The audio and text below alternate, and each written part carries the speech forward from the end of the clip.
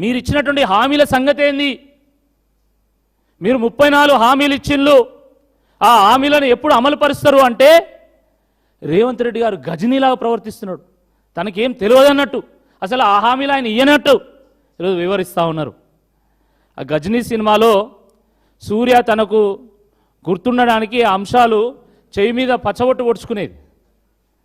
ఇప్పుడు రేవంత్ రెడ్డి గారికి కూడా రైతు డిక్లరేషన్లో ఇచ్చినటువంటి హామీలు గుర్తుండాలంటే స్వయంగా రైతులే పోయి ఆయన ఒళ్ళంతా పచ్చబొట్టు పొడవాలి.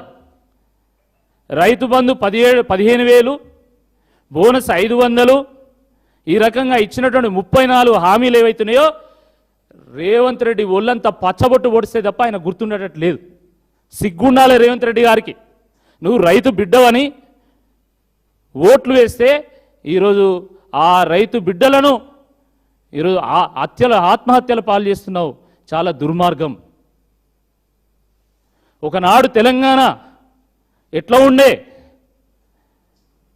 కాలం కాకపోతే దేవుణ్ణి తిట్టుకునేటోళ్ళు. ఏ ఇద్దరు కలిసినా కూడా ఊర్లల్లా ముందు ఏడ్చి ఒకరి మీద ఒకరు పడి ఏడ్చి తర్వాత మాట్లాడుకుంటోళ్ళు.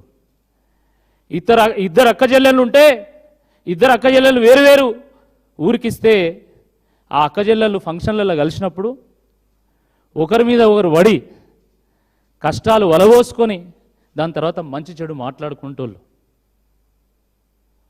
వ్యవసాయం అంటే కన్నీళ్లు తప్ప మరో మార్గం లేదు.